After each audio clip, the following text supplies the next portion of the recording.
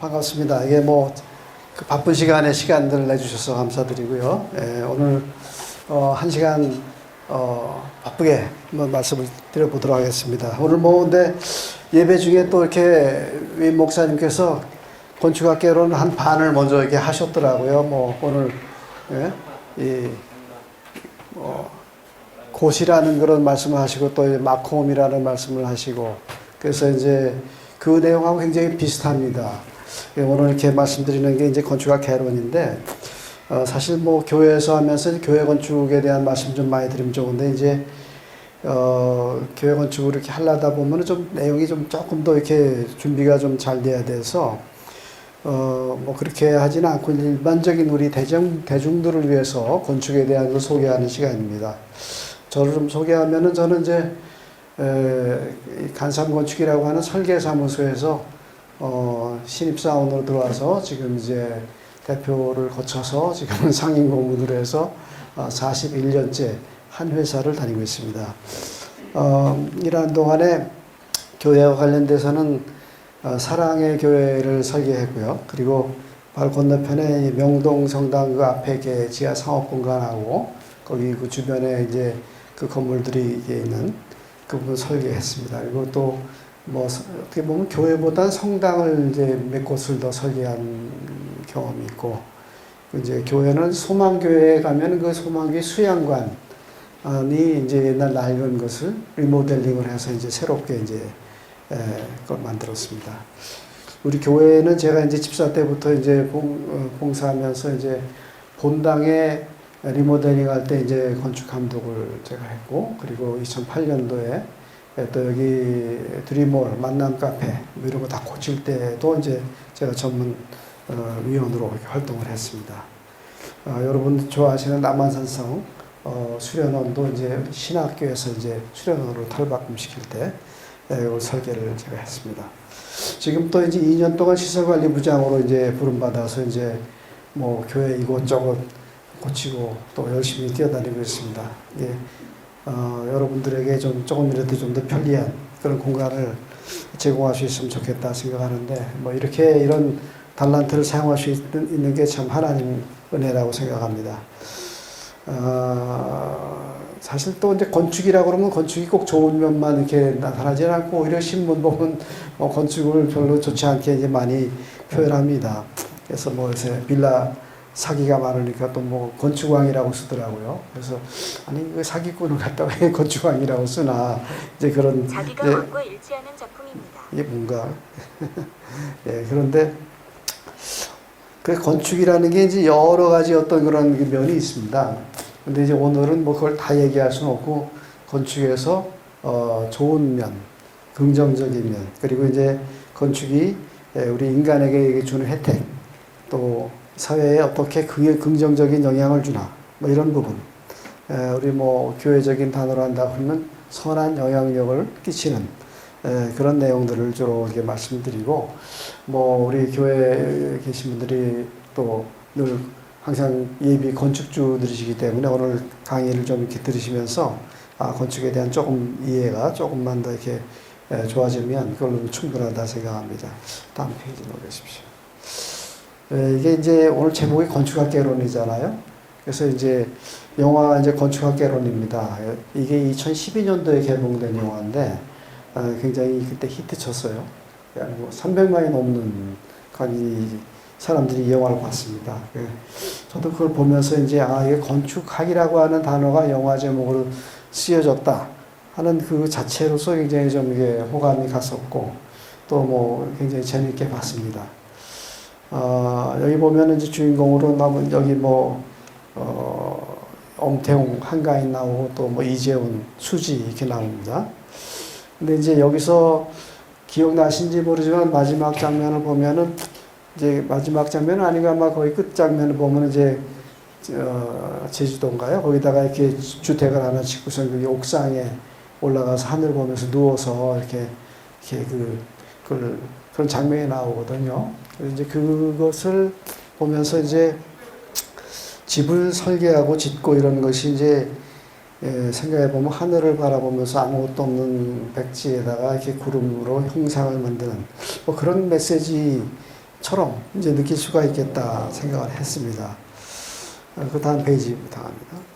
이 장면은 이제 대학생이든 그 이제 병아리 건축가가 이제 학교 과제가 네가 사는 동네를 한번 이렇게 조사해 봐라 이렇게 얘기하니까 이제 그걸 다니면 스케치하면서 이제 여자친구하고 데이트도 하고 스케치도 하고 뭐 이런 겁니다. 이제 이런 것이 이제 그 보면서 저도 이제 이런 장면을 보면 항상 옛날 살던 기억 뭐 이런 내가 20살 때 어떤 장면 뭐 이런 것들 이제 아마 여기 계신 분들도 이제 잠깐 눈을 감고 한번 이렇게 뭐 생각해 보자 그러면 떠오르는 게 탁 있을 거예요. 산동네. 예. 그래서 저는 아마 제가 한 20살 때 대학생 시절에 떠올리는 게 항상 뭐 힘든 그런 것도 있지만 좋은 것도 많지 않습니까? 일종의 노스텔지아 향수인데 그 대학생 때 뭐 저기 대학로에 가서 이렇게 뭐 걷던 기억 또 커피 마시던 기억 그 냄새 뭐 낙엽 여러 가지 어떤 그런 뭐 기억들이 납니다. 그래서 이제 그거를 이제 우리가 옛날 그런 기억들을 이제 프루스트 매핑이라는 그런 말을 쓰는데 아마 여러분 그 프랑스의 그 유명한 작가 이게 마르셀 프루스트라는 그런 이제 사람이 쓴 잃어버린 시간을 찾아서라는 소설을 아마 기억하실 겁니다. 굉장히 길기 때문에 아마 읽지는 못하셨겠지만은 이름은 기억하고 계실 텐데 그 소설에서 이제 유래한 게 프루스트 효과라는 게 이렇게 있는데 이게 뭐 이렇게 얘기를 하면 어떤 그때의 특정한 어떤 그런 감각으로 이렇게 무의식 중에 떠오르는 그런 기억이 되살아나는 현상 이런 걸 이제 프루스트 효과라고 하거든요. 그래서 이제 우리 건축을 하면서 우리가 살면서 나에게 그런 소위 프루스트 이제 효과, 기억의 지도가 어떻게 드러나는가 이런 걸 가끔 한번 생각해 보시면은 아마 여러분의 그 정신 건강에도 굉장히 유익하고 또 이제 우리가 지나간 과거를 이렇게 되살린다는 거 굉장히 좋은 것입니다. 다음 페이지. 이게 한 10년쯤 전에 이제 뭐 TV에서 남자의 자격이라는 프로가 있었는데 이제 이런 연예인들이 어떤 멋진 건물 방문하고 이제 그걸 일반 대중에게 소개하는 그런 프로였는데 뭐 지금은 뭐 이런 게 너무 많아졌어요. 옛날보다도. 그래서 뭐 건축 탐구라는 그런 프로그램도 있고 뭐 아빠 본색 뭐 또 최근에 뭐 알쓸 신잡이라고 하는 그런 프로그램에도 건축가가 나와서 좋은 얘기를 많이 해줍니다. 이제 그때 이제 여기서 보면 이제 일반인들이 도대체 건축가가 어떤 사람인지 또 어떤 건물이 좋은 건물인지 이제 이런 걸 여기서 살짝 맛을 보게 해주거든요. 그래서 이제 아마 여기 이제 사는 사람한테 물어보는 것 같아요. 왜 설계 이렇게 했느냐. 그러면 이제 그때 이제 건축가가 직접 등장하는 경우도 있지만 뭐 그렇지 않는 경우는 이제 집주인이 쓰면서 이제 자기가 얘기했던 것들 뭐 이런 걸 이제 이런 자리 통해서 일반 대중에게 많이 알려줬다는 거죠. 다음 페이지. 이제 보면은 이게 강남대로에 보면 이렇게 교보 타워가 있고 또 이제 그 건너편에 또 어번 하이브라는 그런 건물이 있는데 지나가면서 이제 건물을 보긴 했지만 도대체 저게 누가 설계한 건물이고 이제 이런 걸 알 수가 없던 게 이제 이런 프로그램에서 나와가지고 어떻게 소개하냐면 라이벌이다. 왼쪽에 거는 마리오 모타라고 하는 세계적인 그런 스위스 건축가가 설계한 건물이고 그리고 오른쪽 거는 국내의 그 김인철이라고 하는 건축가가 설계한 건물이거든요. 둘 다 특색이 있죠. 그래서 이게 그냥 뭐 이런 프로그램이 아니면 이게 누가 이런 걸 설계한지 알 수가 없을 텐데 그래도 이제 이런 것들이 이런 대중 매체를 통해서 좀 소개가 됩니다. 다음 페이지. 이제 건축에 대해서 이제 좀 본격적으로 설명을 좀 하고자 합니다. 다음 페이지부터 갑니다. 오늘 근데 제가 이 쓰라고 한 말을 위 목사님이 먼저 쓰셨어요. 이제 의식주라는 말을 제가 드리려고 했더니 오늘 목사님이 의식주 말씀하시면서 주에 대해서 말씀하시고 마콤이라는 말씀을 하셔서 저도 그 단어는 처음 알게 됐는데 우리가 여기서 먹고 자고 입고 뭐 이게 기본적인 인간의 이제 우리 기본적인 필수적인 조건이잖아요. 그래서 주라고 하는 게 이제 산다는 뜻인데, 영어로 하면은 이제 live라고 하죠. 그런데 보통 우리가 이제 그거를 live라고 하는 건 이제 동사적인 그런 건데, 이제 이렇게 명사적으로 주라고 하는 걸 표현하면 shelter라는 말을 많이 쓰거든요. 이게 피난처죠. 그리고 이제 아까 목사님은 이거를 뭐라고 하셨냐면은 어떤 가족의 사랑, 어떤 그런 사랑이라는 게 있어야 이게 사실 주다. 그냥 이게 하나의 형태가 있는 게 공간이 있는 게 아니다. 이렇게 말씀을 하신 것처럼 지금 옛날에 이런 쉘터라고 하는 개념은 점점점 수천 년 지나면서 지금은 우리가 이 주하면 거기에는 삶의 어떤 방식, 그 라이프 스타일이라는 거를 굉장히 많이 이제 중요하게 생각을 합니다. 그래서 장소마다 다르고 똑같은 그런 공간이어도 사는 사람에 따라서 다르고 그래서 이런 특별한 의미가 있어야만 이제 이런 이제 그 건축, 주라고 하는 게 표현될 수 있는 것이다. 근데 이 건축이라는 단어는 그럼 어떤가 보죠. 건축은 이제 한자입니다. 그래서 뜻으로 보면 이제 세우는 건자고 쌓을 축. 그래서 사전적으로 보면 세우고 쌓아서 만드는 일인데 보통 이제 건축적인 용어를 보면 기둥 세우고 또 벽 세우고 그래가 쌓아서 그 집을 만드는 거니까요. 그 다음 페이지 부탁합니다. 근데 이제 동사적으로 보면은 이제 이거를 집을 짓는다 이렇게 얘기를 하면 저는 이게 집을 짓는다 그러면 이제 우리가 밥을 짓는다 이런 말을 쓰는 거하고 이제 비교를 해보는데 밥을 짓는 건 우리가 쌀을 이제 물에 씻어가지고 그래가지고 이걸 이제 그 밥솥에 넣어서 이제 그 지으면은 이게 밥이 된단 말이에요. 그래서 이거를 물질이 있는 그대로 원래 쌀로 남아있는 게 아니라 이게 화학적인 어떤 변화를 일으켜가지고 이제 밥이라고 하는 어떤 새로운 본질로 이렇게 변하는 거라고 비교하면 집을 짓는다 하는 거는 집을 구성하는 여러 가지 요소들이 함께 이렇게 구성돼서 만들어지기 때문에 거기서 본질적인 그런 형태에서 변화가 돼서 새로운 의미로 이게 이제 탈바꿈되는 거다 이렇게 볼 수가 있습니다. 그 영어의 표현을 보면 영어는 아키텍처라고 합니다. 이제 두 단어의 합성어인데요, 이건요. 이제 아키라는 단어하고 그리고 텍처라고 하는 단어가 이제 그 결합됐고 이게 라틴어입니다, 원래는. 그래서 아키라는 단어는 원래 본래적인 뜻이, 본래적인 또는 고유적인 이런 뜻을 갖고 있습니다. 그리고 때로는 이제 크다는 뜻도 갖고 있고요. 그리고 우선된다 이런 뜻도 갖고 있습니다. 텍처라고 하는 것은 이제 구조물을 이렇게 만드는 것. 그래서 이게 기술을 우리가 테크놀로지 이렇게 얘기하는 것도 거기서 기인해서 두 단어를 이렇게 합성하면 건축이라는 것이 아키텍처가 이제 으뜸이 되는 기술이다. 이렇게 지금 정의할 수가 있습니다. 그러니까 굉장히 중요한 겁니다.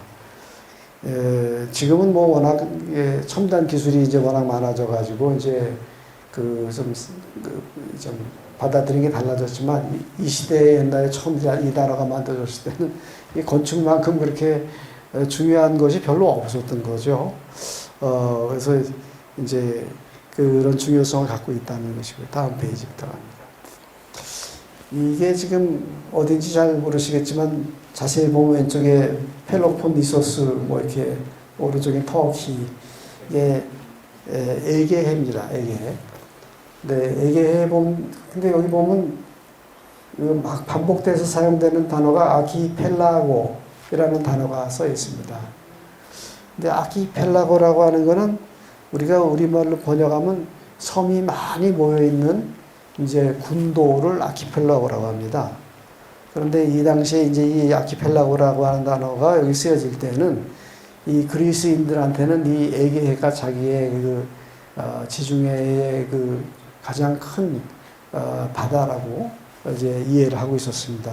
그래서 아키펠라고는 큰 그런 어떤 바다 이런 뜻으로 이제 생각할 수 있습니다. 그리고 이제 이런 것이 앞에 건축이라는 한자로 이렇게 해석한 거하고 뒤에 또 영어로 아키텍처라고 하는 그 두 개가 번역적인 것은 같은 것이지만 그 이제 단어의 그 본래적인 그런 시작점을 보면은 아마 직업적인 면에서 이제 건축가라고 하는 거는 이제 서양에서 출발했다 이렇게 볼 수가 있습니다. 다음 페이지. 그래서 지금까지 쭉 말씀드린 거를 조금 어렵게 단어를 조금 어려운 단어이긴 하지만 정리하면은 이제 건축이라는 것은 어떤 유형의 장소에 또 무형의 역사적인 경험이라든지 또 문화적인 동질성이라든지 관념적 의지 또 추상적 직관 이런 것들이 다 이게 동원이 돼서 아까 우리 밥을 진다고 한 것처럼 그게 이제 화학적인 변화를 일으켜서 새로운 생명력을 만들어내는 행위다. 그래서 이제 우리가 건축가는 뭐 하는 사람이냐 여러분 아이고 뭐 무에서 유를 창조합니다 이런 말을 이제 반농담처럼 얘기합니다. 다음 페이지부터. 이게 이제 우리가 그 비슷한 예를 하나 생각해 보기 위해서 학교라는 걸 한번 생각해 보면 아마 여러분들한테 학교에 대해 생각하고 학교가 뭡니까 이렇게 물어보면은 이제 사람들마다 이렇게 답하는 게 다를 것 같은데 뭐 어떤 사람은 학생들이 모이는 곳이다 뭐 여기는 운동장이 있다 또 선생님 뭐 친구들하고 만난다 강아지도 막 뛰어다니는 여러 가지 이런 게 있지만 이거를 좀 어떤 연상을 한다면 이제 건축가는 이걸 어떻게 연상을 할까 하는 거를 생각해 보겠습니다. 어떤 건축가는 다음 페이지부터 갑니다. 좀 전에 걸로. 이 중에서 이제 그 어떤 소리가 나는 그런 것하고, 그 다음에 학교에 가면 보통 큰 나무가 있고, 또 뭐 학생들이 이렇게 모이는 거고, 그래서 이제 어떤 건축가는 나는 이제 학교라는 걸 설계할 때 이런 그 큰 학교 그 나무의 그늘 아래에서 아이들이 이렇게 모여서 얘기를 듣는 곳이다. 이렇게 이제 만약에 어떤 가정을 하면 그런 게 하나의 개념이 됩니다. 그러니까 설계라는 개념이 되는 거죠. 그래서 이제 그 다음 페이지 봐. 그래서 어떤 형태로 이렇게 그 설계를 하게 됩니다. 큰 나무 그늘 아래서 이렇게 모여서 앉아서 어떤 소리를 듣는 아이들이 어떻게 그러면 건축으로 만들어질까? 또 이렇게 뭐 이건 사실은 미술관이지만 학교도 이제 이렇게 사용될 수 있죠. 그 안에 네모난 교실도 있고 어떤 둥그런 교실도 있고 또 그 가운데 중정, 계단 뭐 여러 가지 그런 다양한 것들이 같이 이렇게 바느질 꿰듯이 만들어지면서 처음에 제가 말씀드렸던 이제 그런 큰 나무 그늘 아래 하나의 여러 사람들이 모여서 이제 움직이는 그런 모습을 이제 그걸 관념과 형태로 이렇게 연결할 수 있는 것입니다. 다음 페이지부터 합니다. 그러면 이제 우리가 건축이라고 하는 건 언어적인, 단어적인 그런 개념을 이렇게 설명을 했다 그러면 이제 건축가에 대해서 좀 설명을 좀 드리도록 하겠습니다. 뭐 건축가 우리 건축 설계를 하고 이제 디자인하는 건 사람이겠죠. 그런데 이제 건축가가 도대체 예술가인가 뭐 이런 얘기도 하죠. 건축은 예술이야. 또 근데 그래서 보니까 건축을 하면 돈을 참 잘 벌어. 사업가야. 또 건축을 하면 또 예를 들어서 이제 정부의 정책이나 이런 걸 만들기도 하고 또 거기에는 여러 엔지니어들도 있고 이런 다양한 그런 면이 있습니다. 그래서 이 어떤 사람한테 당신 뭐 하는 사람이냐 건축을 한다는데 그러면 이제 이런 내용들을 다 망라해서 하는 사람도 있을 수도 있고 그 중에 아주 부분만 하는 사람도 있을 수 있겠죠. 다음 페이지부터 갑니다. 그래서 이제 건축학이라고 하는 학문을 보면은 이제 그 공간적 범위가 제법 넓습니다. 이제 건축이라는 그런 개념 아래에서 이게 도시와 건축 또 이제 인문학과 공학 이런 것들이 다 같이 교차합니다. 건축학 또 인문학이 교차되는 부분에 오늘 인문학 강의입니다만 설계 또 디자인 약간 문과적인 그런 것도 들어가고 또 건축하고 공학이 이렇게 만나는 부분에는 건축공학 또 이제 구조공학 이런 게 있어요. 도시하고 연계하면 도시설계 또 조경, 교통, 환경 이렇게 그 스펙트럼이 꽤 넓은 것들을 이제 다 이렇게 망라해야 되는 그런 이제 건축가의 건축가가 전체를 다 전문가가 될 수 없지만 이런 면에서는 어떤 제너럴리스트의 역할을 좀 해야 될 필요가 있습니다.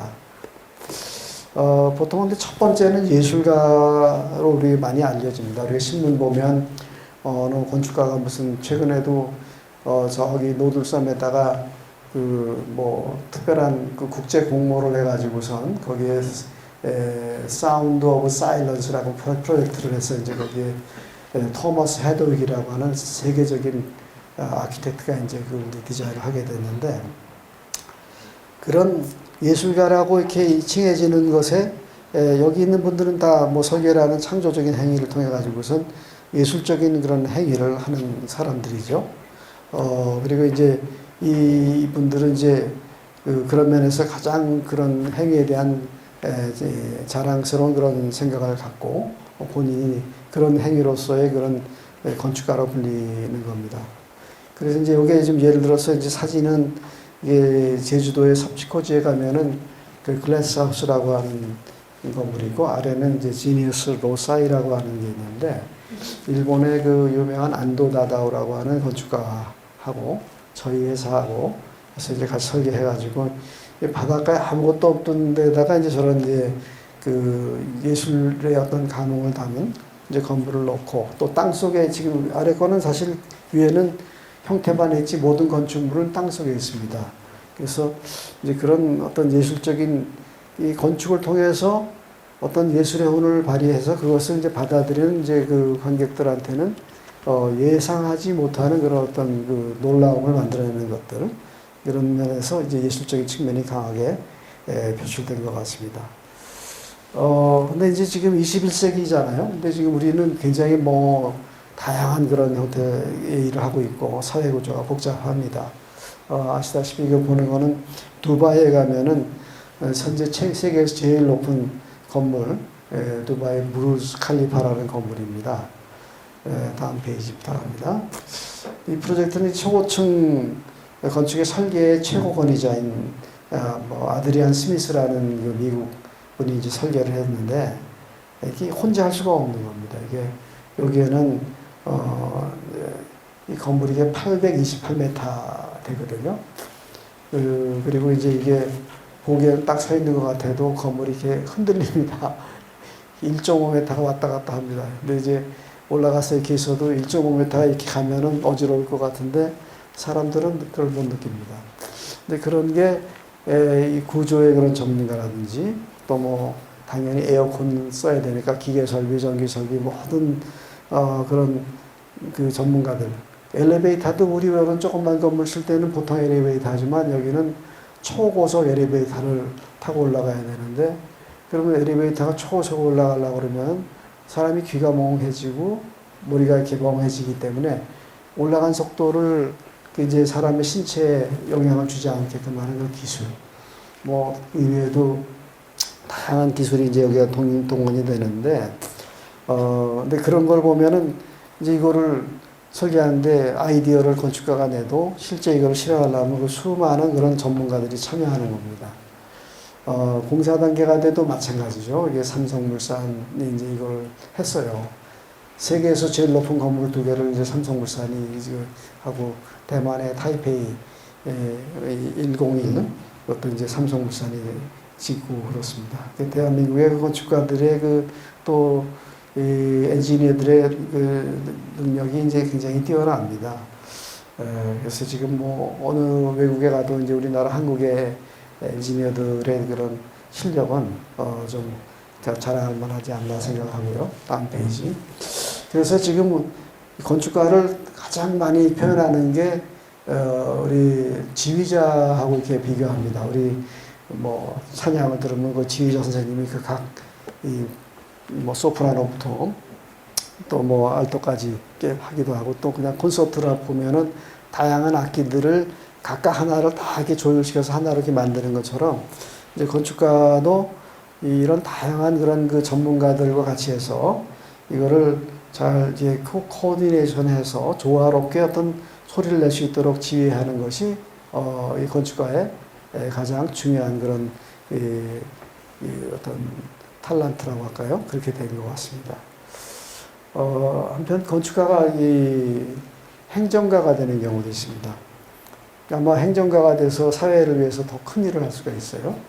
이 사람은 이제 자이메 레루레르라는 분인데 이 사람이 이제 브라질에 가면 이 꾸리티바라고 하는 그런 도시가 있는데 사우파울로에서 약간 그런 남서쪽으로 이제 한 200km 떨어진 도시인데 이분은 자기 전공이 건축가입니다.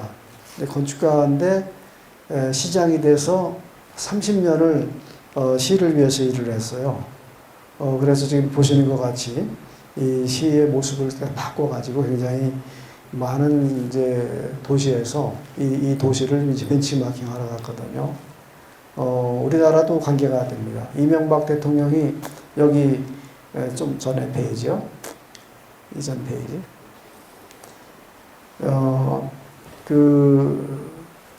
서울시장 때 전용 차선제라는 걸 했습니다. 그때 이제 전용 차선제를 어디서 배웠냐면 여기서 배웠습니다. 여기는 이제 버스가 더운 동네니까 이제 버스가 이게 긴 두 량짜리가 이제 붙어서 이제 가는데 이제 그거를 이렇게 여기에 이 실린다가 쓰는 데가 정류장입니다. 거기서 이제 딱 타고 이제 그러면 이제 전용 차선으로 이제 이동하고 해서 그 오른쪽 끝에 보면은 뭐 이렇게 등대 같이 보이는 게 그거는 노무현 대통령이 저거 보고선 우리나라에도 이렇게 지방에 도서관을 줘야 되겠다. 그래서 이제 저 시장이 그 도시에다가 빛의 등대 도서관이라는 걸 이렇게 해가지고 이제 많이 줬어요. 그래서 이제 노무현 대통령이 그걸 보고 우리나라에도 여기다가 좀 그런 우리나라 지방 도시 몇 개를 이제 희망의 도서관이라는 것을 줬습니다. 다음 페이지. 우리나라에도 이제 서울시에서 많은 일을 합니다. 공무원들이 많은 일을 해서 글쎄요, 뭐 서울시가 뭐 사실 조금 옛날 사진하고 지금하고 비교해 보면은 비교할 수 없을 정도로 좀 변한 것을 알 수 있습니다. 다음 페이지. 또는 뭐 좀 전에 말씀드린 것처럼 기업가이기도 하죠. 다음 페이지. 이 건축가 일이 점점 할 일이 넓어지고 있기 때문에 우리나라에도 이제 설계사무소의 직원이 1000명이 이게 넘는 그런 회사가 이제 여러 개 있습니다. 세계 랭킹에도 뭐 52, 100위 이런 건에도 이제 한국 회사가 있습니다. 그러니까 이런 이제 회사를 경영하려고 그러면은 이제 뭐 디자이너뿐만이 아니라 아까 뭐 그런 지휘자 역할도 하지만 이런 경영자의 그런 역할도 해야 되고 그래서 지금 뭐 우리나라 회사들이 전 세계에 나가서 이렇게 그 일을 상당히 많이 하고 있습니다. 다음 페이지. 건축가라는 말을 주로 많이 썼는데 건축사라는 말도 아마 들으셨을 것 같아요.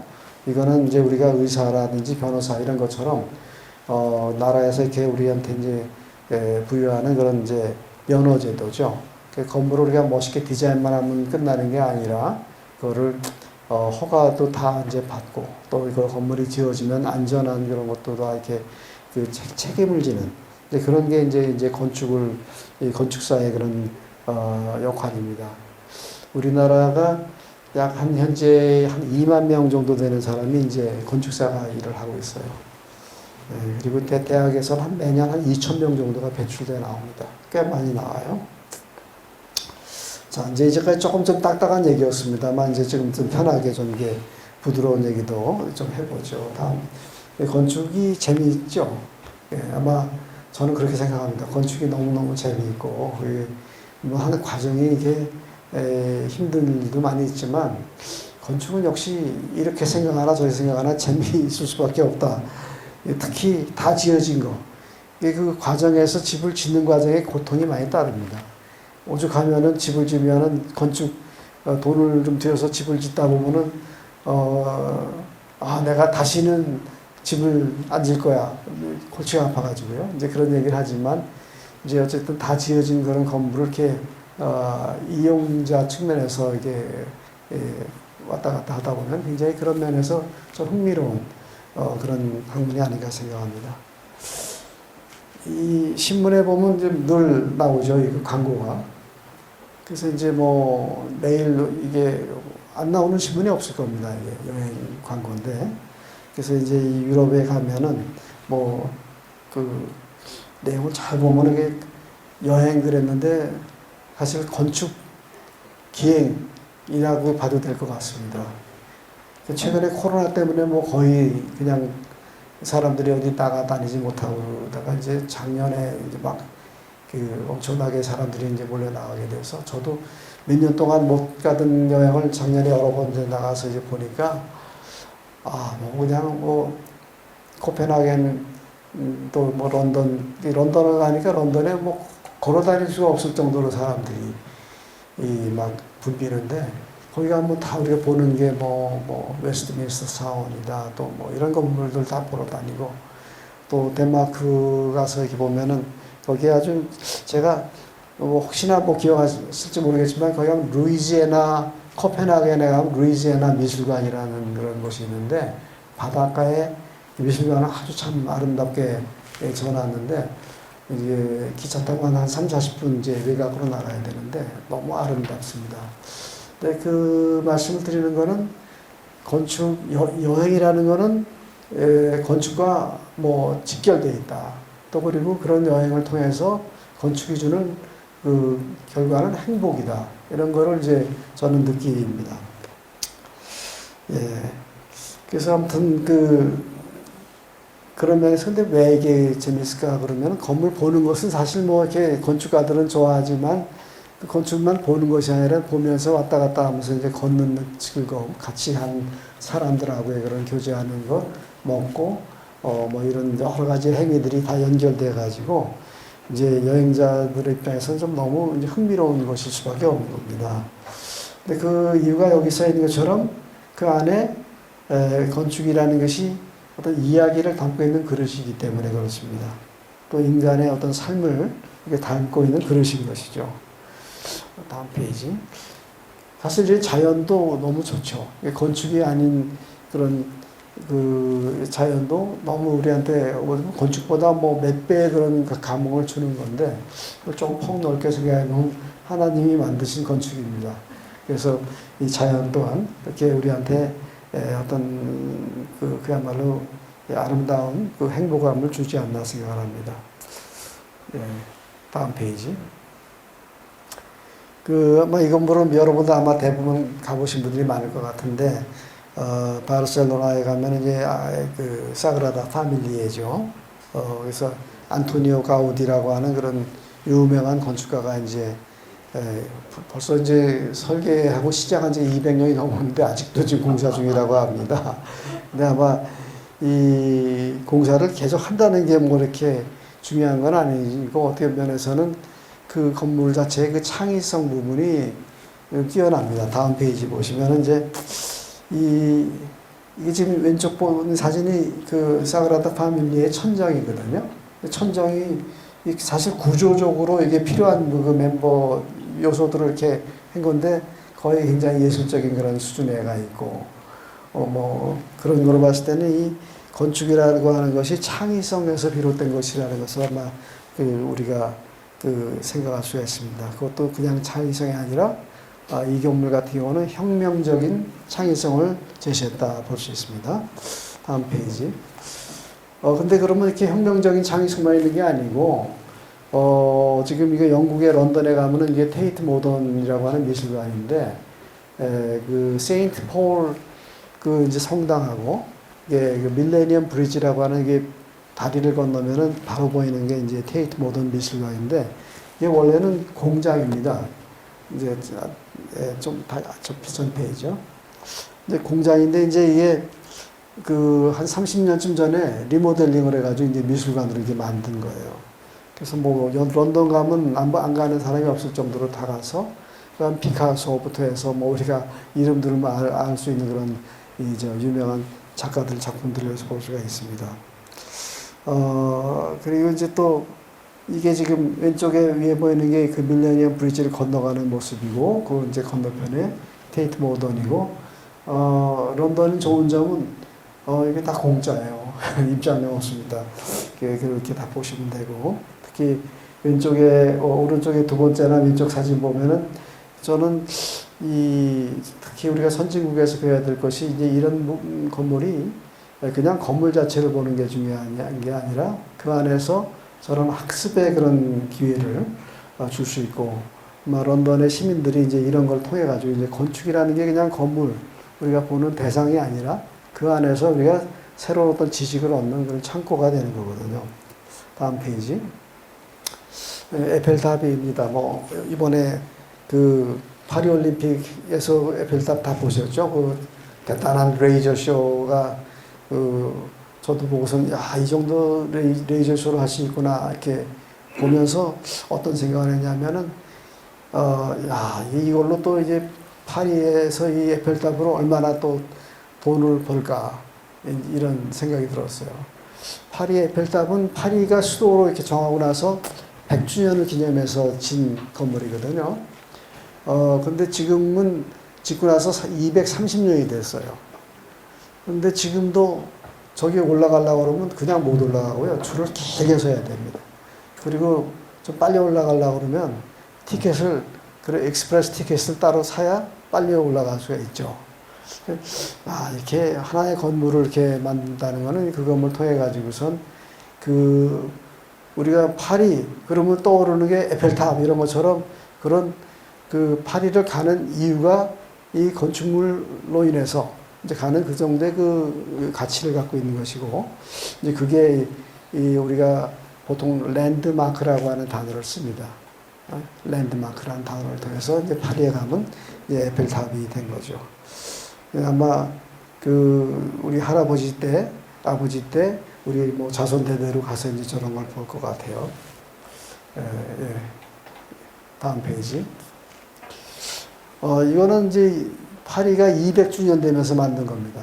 100주년 때 에펠탑을 만들었으니까 200주년 때는 뭘 다른 걸 할까 하다가 이제 이게 그랑 아시라고 하는데 이제 영어랑 그랜드 아치죠. 그래서 건물이 이렇게 가운데가 뻥 뚫려 있어요. 지금 이게 기구자락에 있는 게 실제로는 저 안에가 사무실입니다. 맨 위에 올라가면 전망대가 있겠죠.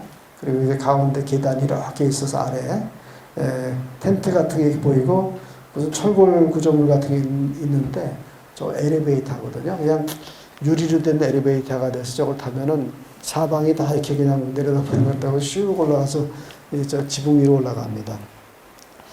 이제 그래서 이제 이 지역을 통해서 지금 우리가 서 있는 보이는 쪽이 옛날 파리, 그리고 저 그랜드 아치 바깥쪽이 신도시 파리 이렇게 구분이 됩니다. 그래서 그거를 이제 개선문하고 이제 저 그랜드 아치가 이렇게 딱 일직선상에 이제 배치가 되는데, 아이고 가끔 또 이제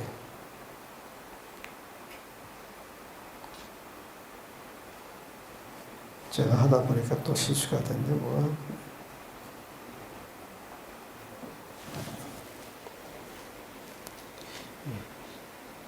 터치를 잠깐만 기다려 주십시오.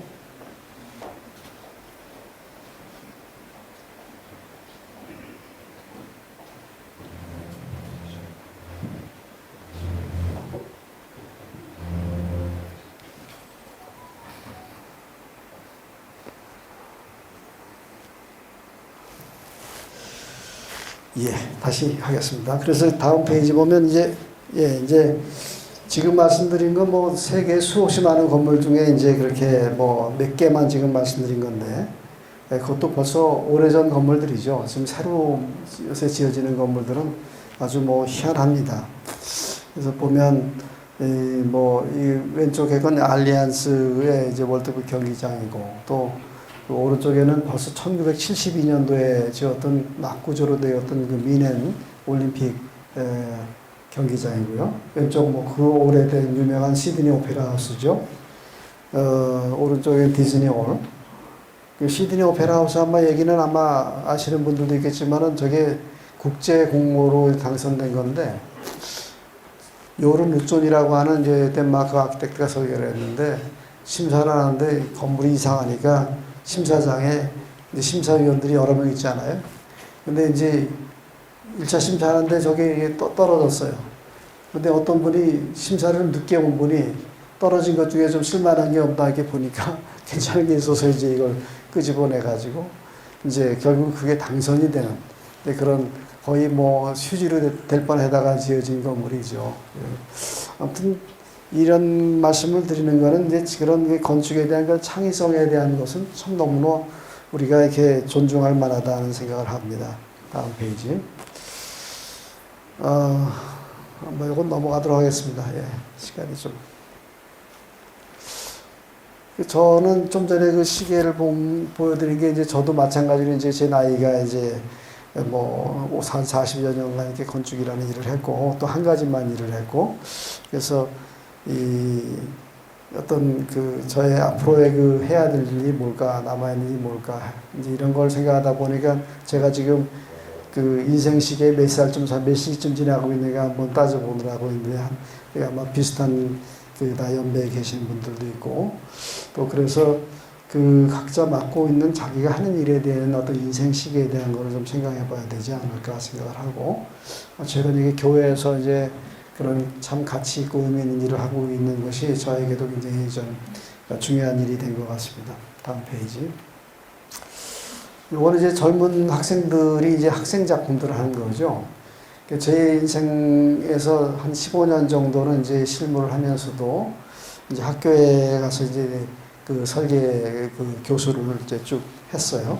그러다 보니까 학생들하고 이제 쭉 그 같이 그런 그 시간을 보냈는데 지금 다음 페이지.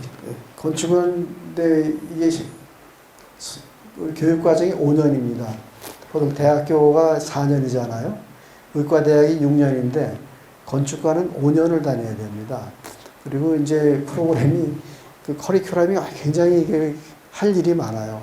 그래서 건축과를 들어갔다 혹시 뭐 손주가 들어가거나 뭐 이렇게 아들이 들어가거나 뭐 이렇게 하면 건축과는 이제 부전공을 할 수가 없어요. 특히 디자인하는 데는 모든 시간을 여기다 쏟아야 됩니다. 뭐 이런 말씀 드리는 이유가 이제 우리나라의 건축의 교육 수준이 높아졌고 그리고 이제 여러분들이 혹시 어떤 그런 젊은 그런 건축가들을 통해 가지고서 뭐 집을 설계한다든지 이럴 때 좋은 건축가 만나야 되겠죠. 근데 뭐 그런 사람들이 이제 많아졌다. 또 그런 면에서 또 좋은 건축가들에게 또 좋은 건축주가 좀 되셨으면 좋겠다는 생각이 듭니다. 다음 페이지. 이제 그 파리에 아까 에펠탑도 말씀드렸는데 오늘 퐁피두 센터입니다. 이제 퐁피두 센터가 1977년도에 지어졌으니까 지금 한 50년 됐죠. 근데 여기에는 도서관도 있고, 뭐 창작센터, 미술관 이런 게 있어요. 근데 그 당시에 지어졌을 때 얘기를 들어보면은 파리의 에펠탑이 지어졌을 때 파리 장르가 파리 원래 굉장히 전통적인 가치를 중요하게 생각하는 사람들이 저거 빨리 부셔버려라. 그래서 그런 사람들이 제일 좋아하던 장소가 파리의 그 에펠탑의 중간에 있는 커피숍이었다고 그래요. 왜냐하면 거기 앉아있으면 에펠탑이 안 보이기 때문에. 그래서 거기를 좋아했다는 것처럼 이 건물도 지어졌을 때 파리 시민들한테 엄청난 저항을 받았던 건물입니다. 아니 도대체 건물이 왜 저렇게 생길 수가 있냐. 뭐 건물이 집단만 것 같고. 그런데 지금 아직도 세계적으로 많은 사람들이 이제 찾아가는 그런 이제 건물입니다.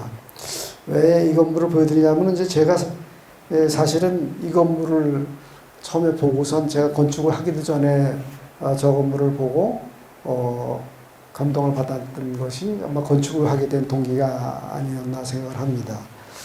이게 그 당시에 책인데 어느 제가 잘 아는 조각가분이 제가 아마 고등학생이었을 때일 거예요. 갔다 와서 책을 저한테 이걸 선물을 줬어요. 그래서 이 책을 보고 야 이런 게 있네. 그래서 호기심 생기고 그래서 건축을 제가 하게 됐는데 아직도 제 책꽂이에 꽂혀 있습니다. 다음 페이지. 그동안 뭐 계속 창의성에 대한 말씀을 이제 하면서 자랑을 하는데 도대체 그러면 창의성이 실제 우리 설계에서 어떻게 발휘되고 있나 좀 몇 개 사례를 말씀드리면서 마무리 짓겠습니다. 제가 이제 한 20년 전에 설계했던 건물인데 포항에 가면 이제 포스코 역사관이라고 하는 박물관이 있습니다. 포항에 가면 이게 다 무료로 다 들어가서 보실 수 있으니까. 근데 이제 저는 설계를 하면서 이제 그 왜 이렇게 해야 되는가 하는 그런 그 왜라는 그런 것을 그 질문하는데 결국 거기에서부터 우리는 창조는 시작이 되는 거기 때문에 모든 어떤 문제를 접근할 때 그런 왜라는 질문부터 시작하죠. 보통 박물관은 햇빛이 들어가면 안 됩니다. 거기에 이제 뭐 유물도 있을 수 있고 뭐 여러 가지 어떤 이유로 또 그 물건을 갖다가 이렇게 굉장히 중요하게 보려면 빛은 다 가리고 그리고 이제 조명으로 이렇게 해야 되는데 여기는 뭐 사방이 뻥뻥 뚫려 있습니다. 이렇게 유리로 되어 있는 그런 박물관입니다. 그래서 이제 포스코라고 하는 그런 회사의 그런 박물관이 꼭 다른 데처럼 그렇게 될 필요가 없고 이런 새로운 개념으로 철 소재를 이용해서 투명한 유리로 이렇게 둘러싸여진 그런 이 박물관이 되면 그게 랜드마크가 될 수 있지 않을까 생각했죠. 이제 그러면 건물 안에 있는 사람들이 이렇게 뭐 움직이는 것도 보이고 지금 이 사진처럼 저 밤이 되면 이렇게 앞에가 연못이 있는데 이렇게 탁 비치거든요. 가운데 이 동그란 게 그게 영상관인데 밤에 마치 이게 달이 이렇게 떠오르는 것 같은 그런 느낌을 의도했습니다. 네, 다음 페이지. 이 통영에 가면은 이제 그 국제음악당이라는 건물이 있습니다. 이제 우리가 거제도 가기 전에 통영을 꼭 들르죠. 그러면 그 바닷가 언덕 위에 이제 음악당이 있는데 여기 한 1300석 정도 콘서트홀 그리고 이제 한 300석 정도의 다목적 공연장이 있는데 굉장히 좋습니다. 매년 3월 말에 거기 가면 국제 음악제 하는데 아무튼 다녀오신 분들은 다들 좋은 그런 마음을 갖고 돌아오는데요. 이게 디자인에 처음에 모티브가 이제 옆에 갈매기가 날아가는데 세 마리 갈매기처럼 이제 그 건물을 만들었습니다. 다음 페이지. 근데 이게 이런 과정을 통해서 이런 스케치를 통해서 이 생각을 이렇게 하나 전개하면서 그런 결과가 나오게 되죠. 다음 페이지.